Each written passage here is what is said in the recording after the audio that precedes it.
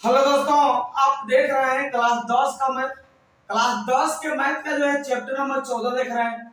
जिस चैप्टर का नाम है सांख्यिकी। सांख्यिकी में जो है हम जो है अब तक जो है आपको अवर्गीकृत आंकड़ों का जो है माध्य बता चुके हैं।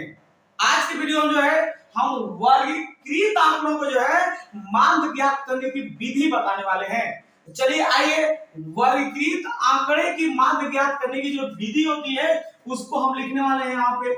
वर्गीकृत वर्गीकृत आंकड़ों की माध्य ज्ञात करने की विधि। माध्य ज्ञात करने की विधि ज्ञात करने की विधि ये हम बताने वाले हैं कि वर्गीकृत आंकड़ों की जो माध्य ज्ञात करने की विधि होती है ये कितना विधि से जो है वर्गीकृत आंकड़ों का जो है माध्य ज्ञात किया जाता है इसको बताने वाले हैं। तो देखिए, वर्गीकृत आंकड़ों का जो माध्य ज्ञात करने की जो विधि होती है वो तीन विधि होती है। वर्गीकृत आंकड़ों का माध्य ज्ञात करने की जो विधि है वो तीन विधि होती है। पहला जो विधि होती है उसको हम बोलते हैं प्रत्यक्ष विधि। उसको हम बोलते हैं, पहली विधि को बोलते हैं प्रत्यक्ष विधि बोलते हैं। और जो दूसरी विधि होती है उसको हम बोलते हैं कल्पित माध्य विधि, या इसी का नाम है उसको हम बोलते हैं लघु रीति विधि भी बोलते हैं। लघु रीति विधि बोले या हम कल्पित माध्य विधि बोले, दोनों एक ही होता है। और तीसरा जो विधि होता है उसको हम बोलते हैं पग विचलन विधि। तो यहाँ पे जो है वर्गीकृत आंकड़ों का जो है माध्य ज्ञात करने की जो तीन विधियां होती है, पहला जो विधि होती है उसको हम बोलते हैं प्रत्यक्ष विधि। उसको हम बोलते हैं प्रत्यक्ष विधि, यानी ये पहला विधि जो आपका है प्रत्यक्ष विधि है। और दूसरा जो विधि होता है उसको हम बोलते हैं कल्पित माध्य विधि। उसको हम बोलते हैं कल्पित माध्य विधि। कल्पित माध्य विधि ये आपका जो है माध्य ज्ञात करने की दूसरी विधि है, या इसी को हम बोलते हैं, अगर आपको परीक्षा में कल्पित माध्य विधि से नहीं आता है तो इसमें से देगा लघु रीति विधि से माध्य ज्ञात करें। जो आपको दे देगा, अगर इससे नहीं देगा तो अगर आपको देगा लघु रीति विधि से ज्ञात करें। इसको बोलते हैं लघु रीति विधि भी बोलते हैं।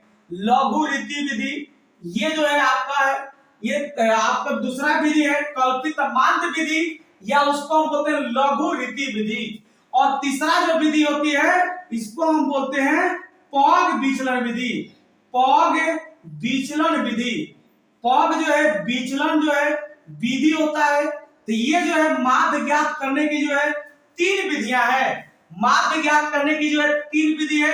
और किससे माध्य ज्ञात करने की तीन विधि है? तो वर्गीकृत आंकड़ों का जो है माध्य ज्ञात करने की तीन विधि है। वर्गीकृत आंकड़ों का जो है माध्य ज्ञात करने का जो है तीन विधि होता है। पहला जो विधि होता है उसको हम प्रत्यक्ष विधि बोलते हैं, और दूसरा जो विधि होता है उसको हम बोलते हैं कल्पित माध्य विधि, या इसी का नाम है लघु रीति विधि। इसी तरह से जो है तीसरा जो विधि होता है उसको हम बोलते हैं पग विचलन विधि। यानी ये जो है आपको जो है अगर वर्गीकृत आंकड़ों को माध्य ज्ञात करने की विधि पूछा जाए तो ये तीन विधि है। आपको ज्यादातर सवाल जो है परीक्षा में जो है इससे आता है प्रत्यक्ष विधि से ज्ञात करने के लिए। ज्यादातर सवाल जो है प्रत्यक्ष विधि से आता है ज्ञात करने के लिए, नहीं तो इससे कभी कभी देता है सवाल ज्ञात करने के लिए। जैसे आपको हम बताते हैं, आपको प्रत्यक्ष विधि से बताते हैं कि माध्य कैसे ज्ञात किया जाता है, इसको हम बताने वाले हैं। जैसे आपको परीक्षा में सवाल दे देगा, कहेगा कि प्रत्यक्ष विधि से जो है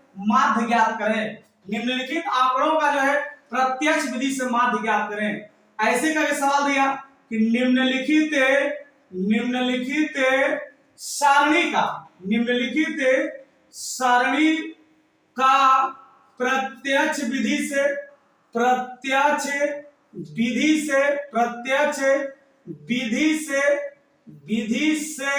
माध्य ज्ञात करें। इस तरह से आपको परीक्षा में सवाल अगर दे देता है कि निम्नलिखित सारणी का जो है आप क्या करिए कि प्रत्यक्ष विधि से जो है माध्य ज्ञात कीजिए। यहाँ पे एक सारणी दिया होगा, एक सारणी में लिखा होगा वर्ग अंतराल, एक सारणी में लिखा होगा वर्ग अंतराल, और दूसरा जो सारणी है उसमें लिखा होगा बारंबारता। दूसरा जो सारणी है दूसरा सारणी में जो है बारंबारता लिखा होगा। इस तरह से आपको परीक्षा में सवाल दे देगा। इस तरह से जो है वर्गीकृत आंकड़ा में आपको जो है परीक्षा में सवाल दे देगा और कहेगा कि आप क्या करिए कि प्रत्यक्ष विधि से जो है अब माध्य ज्ञात कीजिए।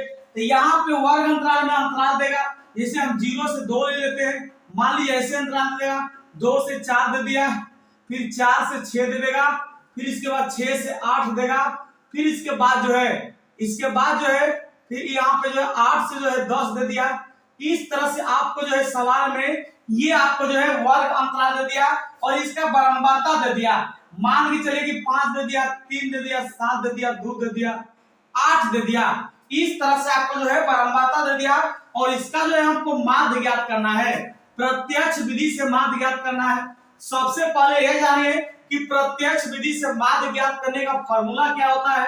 तो प्रत्यक्ष विधि से माध्य ज्ञात करने का फॉर्मूला जो होता है ये होता है माध्य बराबर जो फॉर्मूला होता है उसको हम बोलते हैं सिग्मा एफ बटा में जो है सिग्मा एफ बोलते हैं। प्रत्यक्ष विधि से माध्य ज्ञात करने का जो फॉर्मूला होता है उसको हम बोलते हैं सिग्मा एफ एक्स बटा में जो है सिग्मा एफ एक्स होता है।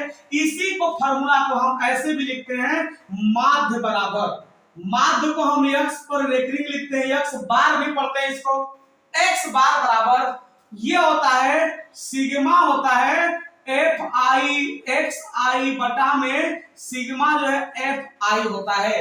यानी ये जो है आपको माध्य ज्ञात करने का जो है फॉर्मूला है और ये प्रत्यक्ष विधि से माध्य ज्ञात करने का फॉर्मूला है। तो यहाँ पे सबसे पहले हम हल में क्या करेंगे कि यहाँ पे वर्ग अंतराल को लिख लेंगे। हम हल में क्या करेंगे कि वर्ग अंतराल को लिख लेंगे। तो यहाँ पे हम लिखेंगे वर्ग अंतराल, यहाँ पे हम हल में जो है वर्ग अंतराल को लिख लेंगे और उसके बाद है इसके बाद क्या करेंगे कि बारंबारता को लिखेंगे। तो यहाँ पे इसके बाद हम बारंबारता को लिख लेंगे, यहाँ पे हो जाएगा बारंबारता और बारंबारता को एफ आई, यहाँ पे जो हम एफ आई लिखते हैं बारंबारता को। अब क्या करिए कि यहाँ पे जो वर्ग अंतराल दिया गया है वहां से ऊपर से वर्ग अंतराल लिख दीजिए। ये दिया गया है वर्ग अंतराल 0 से 2 दिया है, फिर 2 से 4 दिया है, फिर 4 से 6 दिया है, 6 से 8 दिया है और 8 से जो है 10 दिया गया है। ये जो है आपका वर्ग अंतराल है।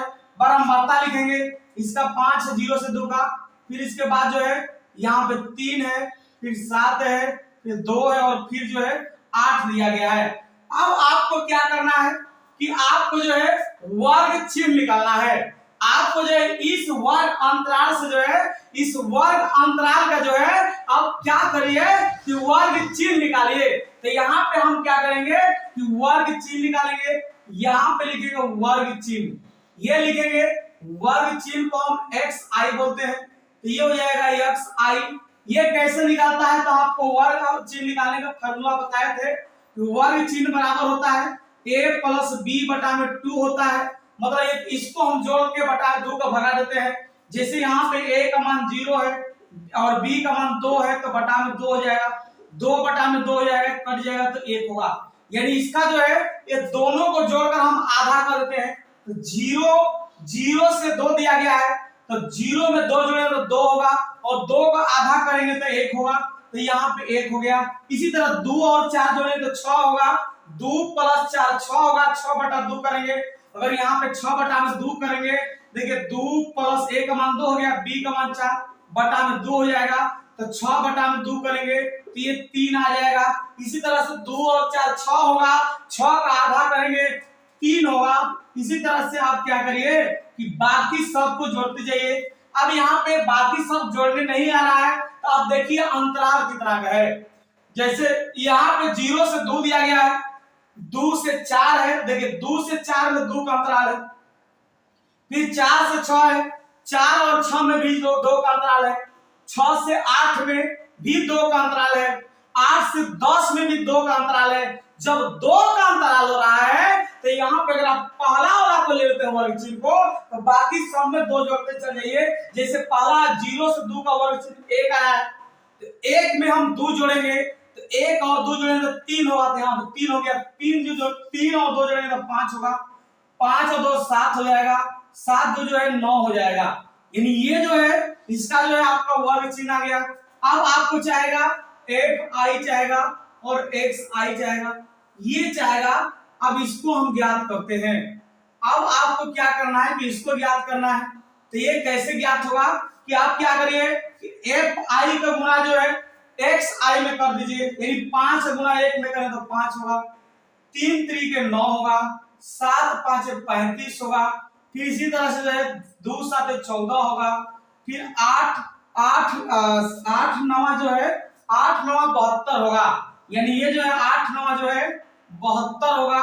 और यहाँ पे हम लिख देंगे इसको जो है, इसको यहाँ पे लिखेंगे सिग्मा, लिखेंगे एफ आई लिखेंगे, यानी सिग्मा का मतलब योगफल होता है, तो इसको हम जोड़ देंगे, इस बारंबारताओं को हम जोड़ देंगे, तो ये हो जाएगा 5 3 8 होगा, 8 और 2 10 होगा, 10 और 7 17 होगा, 17 और 8 जोड़िए, 17 में जब 8 जोड़िएगा तो 25 होगा, 17 और 8 जोड़ाएगा तो ये जो है 25 होगा। तो यहाँ पे हम 25 लिख दिए। इस तरह से आप जोड़ सकते हैं 8 7 15 15 5 20 20 3 23 2 25, ये 25 आ गया। अब आप क्या करिए यहाँ पे लिखिए सिग्मा जो है एफ आई और x I, sigma F I और एक्स आई। अब इसको आप जोड़ दीजिए, सिग्मा का मतलब योगफल होता है, तो इसको एफ आई और एक्स आई को जोड़िए, देखिए कितना आ रहा है।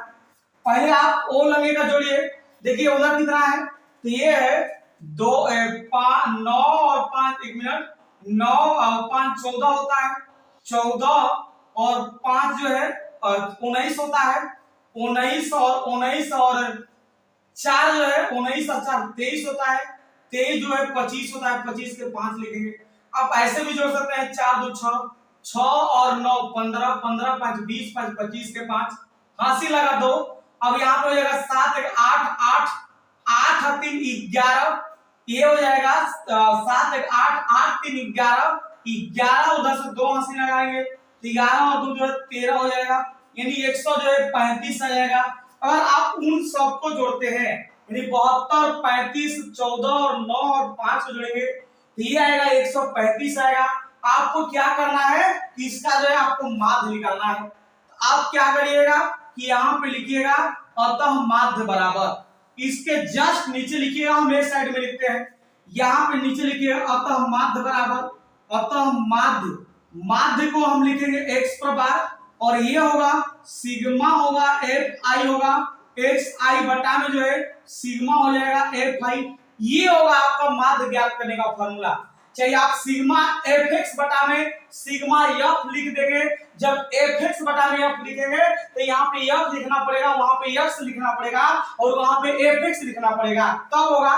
तो यहाँ पे देखिए सिग्मा एफ आई एक्स आई का मान जो है 135 और बटा में जो है सिग्मा एफ आई का जो मान आया 25 आया है, यानी इसका अगर कटाइए तो कटेगा, ये कटेगा 25 से कटाइए 5 कटेगा 5 5 25, 5 दुना के 10 हो जाएगा, 10 और 3 जाएगा यहाँ पे तो 3 जाएगा 35, 5 7 35, 5 7 जो है 35 हो जाएगा, ये होगा 27 बटा में जो है 5 हो जाएगा।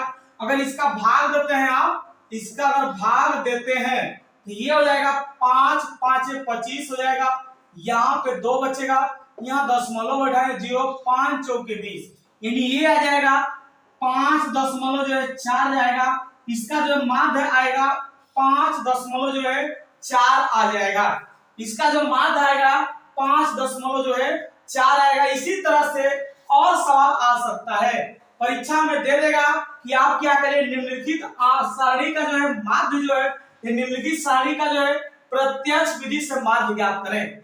यहाँ पे ऐसे वर्ग अंतराल दे दिया, अगर आपको वर्ग अंतराल 0 से 5 दे दिया, 0 से जो है अगर 5 है 10 दे दिया, फिर यहाँ पे 10 से 20 दे दिया, इस तरह से वर्ग अंतराल दे दिया, फिर यहाँ पे 20 से जो है 30 दे दिया, 20 से हम 30 लेते हैं, 30 से 40 दे दिया, यहाँ पे 30 से 40 दे दिया, और फिर जो है 40 से जो है आपको जो है 50 दे दिया।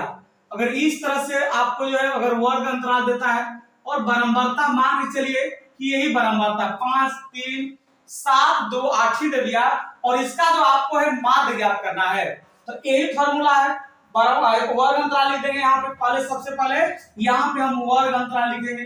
तो वर्ग अंतराल क्या है? तो ये है 0 से 10, 0 से 10 लिखेंगे, फिर 10 से जो है 20 लिखेंगे, फिर उसके बाद जो 20 से जो है 30 लिखेंगे, फिर यहाँ पे जो 30 से जो है हम 40 लिखेंगे, फिर 40 से जो है 50 लिखेंगे।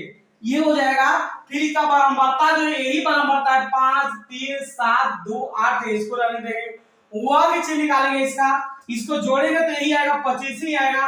अब इसका हम वर्ग चिन्ह निकाल लेते हैं। ये देखिए हम क्या बताए, वर्ग चिन्ह निकाला कैसे जाता है? तो वो होता है दोनों को जोड़कर आधा, यानी a प्लस b बराबर 2। a का मान 0 है, b का मान 10 है, तो 10 होगा। 10 का अब 2 का भाग दीजिए 10 में, 10 में अगर 2 से भाग दीजिएगा तो ये हो जाएगा कितना? अगर ये हो जाएगा 2 5 5 हो जाएगा, यानी ये हो जाएगा a प्लस b बटा में 2 होता है, a का मान 0 प्लस 10 बटा में 2 हो जाएगा। यानी 10 में अगर हम 2 से भाग देते हैं, 10 में 2 से तो 5 भाग में कटेगा, तो इसका जो है 5 आ गया, इसका वर्ग चिन्ह 5 हो गया। अब आपको ज्यादा मेहनत नहीं करना है, बस अंतराल देख लीजिए कितना का है। यहाँ पे 0 से 10 है, 10 से 20 है, 10 से 20 में 10 का अंतराल है। इसी तरह 20 से 30 में भी 10 का अंतराल है, 30 से 40 में 10 का अंतराल है, 40 से 50 में भी 10 का अंतराल है, मतलब इन सब में 10 का अंतराल है। तो आप 10 जोड़िए इसमें, 5 में 10 जोड़ेंगे तो 15 होगा, 15 में 10 जोड़ेंगे तो हो जाएगा 25 हो जाएगा, 25 में जो आप 10 जोड़िएगा तो ये हो जाएगा 35 होगा, 35 में अगर 10 जोड़िएगा तो ये हो जाएगा 45। इस तरह से जो है आप इसको आगे बढ़ा सकते हैं। अब यहाँ पे जो एफ आई एक्स आई निकालिएगा। अगर सिग्मा एफ आई एक्स आई निकालते हैं तो देखिए ये कितना आएगा, ये कितना आ जाएगा। इसको अगर ज्ञात करिएगा तो देखिए इसका गुणा करना पड़ेगा। 5 5 25 हो जाएगा, 5 5 25 होगा, 15 या 45 हो जाएगा, 15 या 45 हो जाएगा, 7 5 35 के 5 होगा, यहाँ से 3 लगेगा, 7 दूना के 14, 14 और 3 जोड़ेंगे, 14 और 3 17 होता है, 17 यहाँ पे लिख देंगे। फिर यहाँ पे 2 5 10 के 0 हो जाएगा, 2 3 6 1 7 होगा, 35 गुना के 70 होगा, 8 5 40 के 0 हो जाएगा, हासिल 4 लगेगा, 8 चौक के 32, 32 और 4 जोड़ेंगे तो 32 और 4 जो है 36 होगा। तो यहाँ पे हम ये लिख दिए। इसका जो है आप क्या करिए कि आप फाई का एक्स साइड में गुणा कर देंगे तो उतना आएगा, आप उसको जोड़िए। ये आएगा 5 5 10 5 3 15 के 5 होगा, हासिल 1 लगेगा। ये हो जाएगा 6 4 10 10 और 7 17 17 2 19 19 और 7 जो है 26 होगा, 26 और 1 जोड़े हासिल लगाएंगे तो 27 के 7 होगा, हासिल 2 लगेगा। अब यहाँ पे 3 1 4 होगा, 4 और 2 जो यहाँ पे 6 होगा, यानी 600 जो है वो 75 आ जाएगा। अगर उसको जोड़िएगा तो 675 आएगा। अब इसका माध्य निकालना है तो आप लिखिएगा माध्य बराबर, माध्य बराबर, माध्य को हम एक्स बार बोलते हैं। ये हो जाएगा सिग्मा जो है एफ आई जो है एक्स आई बटा में जो है सिग्मा जो है एफ आई हो जाएगा। सिग्मा एफ आई एक्स आई का मान जो है 675 बटा में जो है सिग्मा एफ आई का मान जो है 25 है।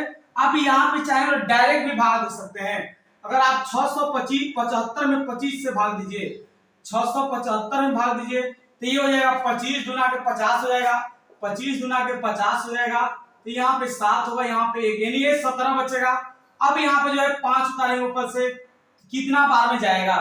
25 चौके 100 होता है, 25 छाके जो है 150 होता है, 25 से 7 जो है 25 7 अगर 7 7 पर 35 के 5 होगा, 7 गुना के 14 और 14 और 3 जो है 17 होगा, तो यहाँ पे 17 यानी ये आएगा 27, ये आ जाएगा जो है 27 आ जाएगा इसका आंसर। अगर आपको इस तरह का सवाल परीक्षा में आ जाता है और कहता है प्रत्यक्ष विधि से मार्ग ज्ञात करें तो आप ऐसे ज्ञात कर सकते हैं, या आपको कोई विधि से नहीं कहेगा, डायरेक्ट कहेगा कि निम्नलिखित सारणी का जो है माध्य ज्ञात करें, निम्नलिखित सारणी का माध्य ज्ञात करें। तो अगर आपको माध्य ज्ञात करने के लिए आता है तो डायरेक्ट आप इसी तरह से बना दीजिएगा, डायरेक्ट इस तरह से भी बनाइएगा तो आपका माध्य आएगा उतना ही आएगा, किसी भी विधि से बनाइएगा।